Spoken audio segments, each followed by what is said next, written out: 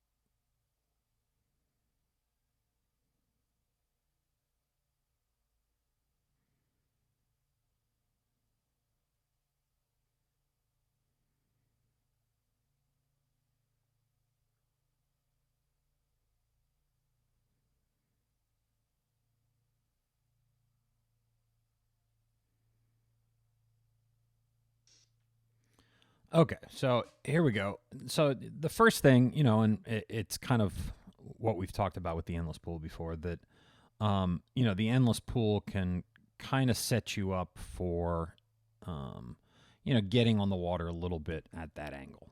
It's just because the current kind of keeps you in place, but then it also kind of comes over the top and pushes that back end down. So if legs aren't really, really connected to the core, and if the core really isn't really engaged and isn't connected to the legs, then, you're going to get that drop in the back end. And then once you're in that position, it sets you up for a whole bunch of stuff that isn't great. So she doesn't typically look like this in the pool. And so it was one of those things where, it's indicative of just the core is not as engaged as it could be, or that it's something that you can really try and tackle then in the weight room. And you get that to try to build up that neuromuscular connection kind of up and down the stroke. And, the one thing we want to keep in mind is that, the swim stroke, when it's really, really efficient, is a full body movement. It's a coordinated, connected, full body movement. And, the more that we can kind of drive where all the training is trying to kind of promote that and ingrain that, the more efficient and faster we're going to be in the long run. So you can see, she's really, really long. I think she's almost my height, and I'm 6 feet tall. Really long limbs. So these big levers on the water. Here's some of the stuff that she's doing really well. One of the things I want you to watch for is watch how kind of effortlessly her head just doesn't really move. So it comes back, everything just kind of rotates down along that center line. And the hips and shoulders are connected.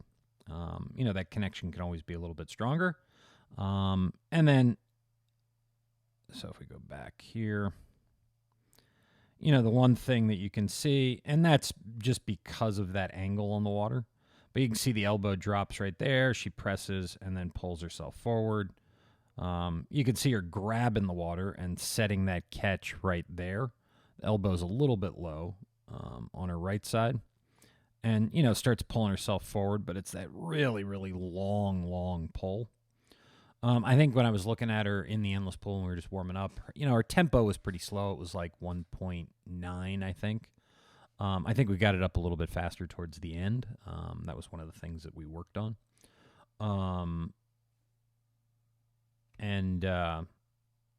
Part of this, though, is just the angle that she's at in the water. And again, getting back to that core.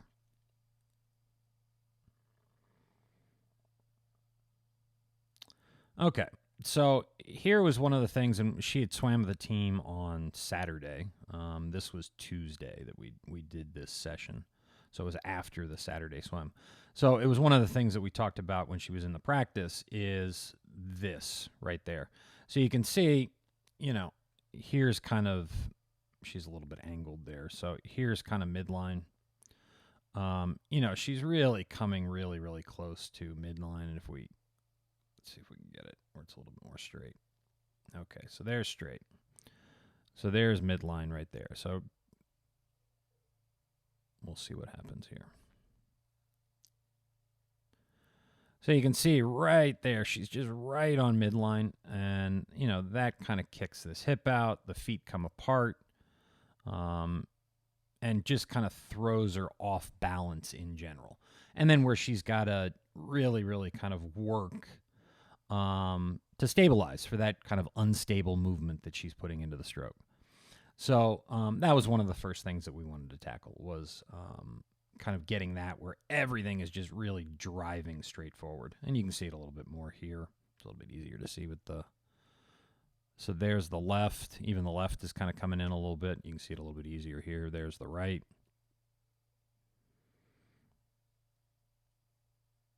And then right there's the right again. And she was trying to stay back far enough from the camera to see. So, but when you get too far back in the endless pool, then the current's not as strong, and so it's easy to go forward. So here was the other thing that we kind of talked about was, she's pulling a little bit, particularly on the right side.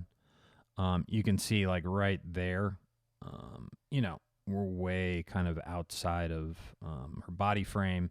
And that angle right there is about 133 degrees. So, typically, as we've talked about before, we'd really like to see that at more at the kind of like 100 to, 110. So that would mean that hand, which is, and you can kind of see it right there, the hand would need to move in to right about there. And then she'd be able to get her lat involved a little bit more. Wouldn't be putting so much pressure, kind of right there at the top of her shoulder, where most people kind of when that bicep tendonitis or tendonitis starts to develop, it always is kind of that top of the shoulder, front of the shoulder. And this is one of the reasons why. And this is, presumably because of this, correcting for that momentum. You've got to correct for it somewhere. And then you can see the left looks a little bit better. So we'll go through here. So there's the left, and we'll see what that angle looks like. I think it's a little bit forward.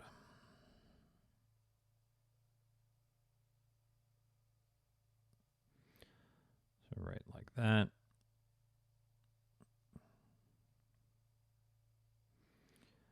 Yeah, so, we're probably about 115. So she's right on the outside of it. She probably move it in maybe a little bit, but I think the left looks pretty good. If you figure there's midline. She's right skirting that midline. I think that looks okay. Part of it is because her arms are really, really long. Okay, so here's where we started. We just started kind of back with the basics of just getting those fundamentals down and driving everything really, really straightforward. And then you can see we went through a couple rounds of it.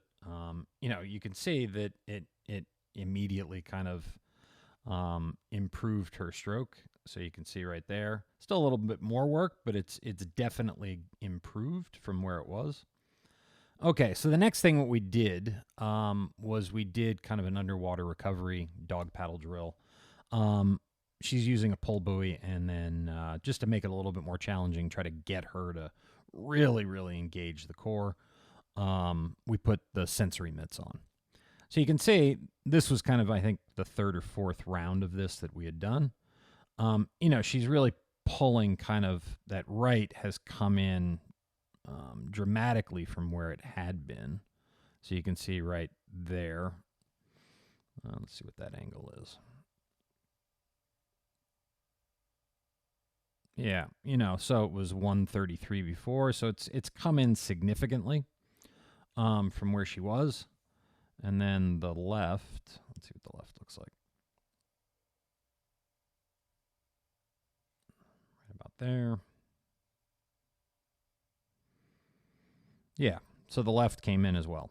So, this is what we're trying to do. We're just kind of grabbing the water and pulling it straight back. And then here's kind of where she started to get to once we did that. Now, the one thing that I did notice was, and she was starting to do it on the left when we first started, but you can see right there she's got that elbow entering in before the hand. And that's partly, I think, the left side's a little weak, and then the core on that side, I think, is a little weak. But you can see we were trying to emphasize also a little bit more oomph on the left side. I think she was probably here taking it a little bit too far back, because you can see if that's where that left hand comes out of the water, the right hand is kind of pretty far in front of it. So she was definitely getting a lot more power and strength on the right than she was on the left. And that was one of the things that we talked about, that she's going to go and talk with her strength and conditioning coach about, trying to get some more stuff where it's really forcing that core engagement while you recruit another muscle group, and then some work to do on that left side. So that was kind of, we did some more stuff, but that's what I'm just going to cover in this video. I didn't want it to get too long.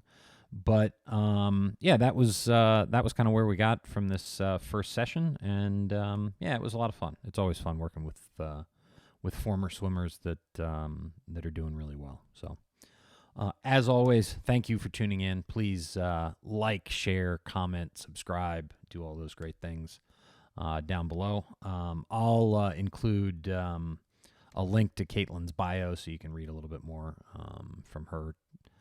Swimming at University of Michigan, and she's got another year and a half, I think, that she'll compete for out in UCLA, and we wish her all the best.